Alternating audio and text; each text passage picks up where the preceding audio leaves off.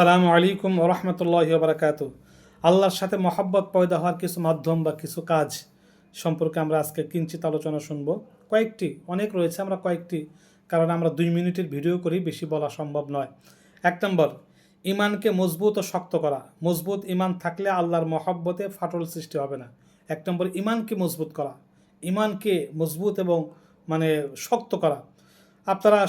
আমরা সন্তানকে খাওয়াই পড়াই কিসের মহব্বতে?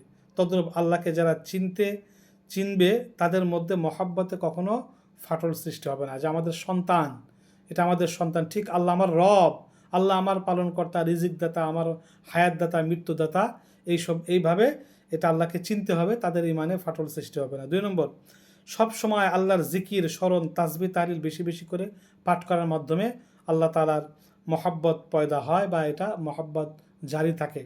3 নম্বর, মোরাকাবার মাধ্যমে ধ্যান করা, রাতে দিনে যে কোনো মুহূর্তে বেশি বেশি করে ধ্যান করা, যে আল্লাহ আমাকে বানিয়েছেন, কিভাবে আমাকে বানাইলেন, হাতের সবগুলো আঙ্গুল সমান সমান না কেন, ধরার শক্তি আল্লাহ পাক কীভাবে দিলেন, এ আসমান জমিন পানি আল্লাহ পাক কীভাবে পাঠাচ্ছেন, অর্থাৎ আল্লাহ পাকের নিয়ামতের ব্যাপারে ধ্যান করা, মোরাকাবা করা। 4 নম্বর, সব কাজ শরীয়ত ও মহানবী সাল্লাল্লাহু আলাইহি ওয়াসাল্লামের সুন্নত মোতাবেক করার মাধ্যমে এই আল্লাহ তাআলার মহব্বত পয়দা হয়।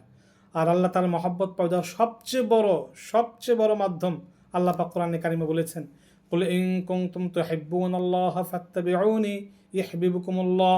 তোমরা যদি আমাকে মহব্বত করো তাহলে হে নবী আপনি বলুন তারা যেন আপনাকে মহব্বত করে। যে ব্যক্তি আল্লাহকে পেতে চায়, আল্লাহকে মহব্বত করতে চায়, সে যেন নবী মুহাম্মদ সাল্লাল্লাহু আলাইহি সাল্লামকে মহব্বত করে। আর আল্লাহ রাসূলের মহব্বতের বহিঃপ্রকাশ ঘটবে সুন্নতের মাধ্যমে, তার সুন্নত অনুসরণ করার মাধ্যমে। আমিন।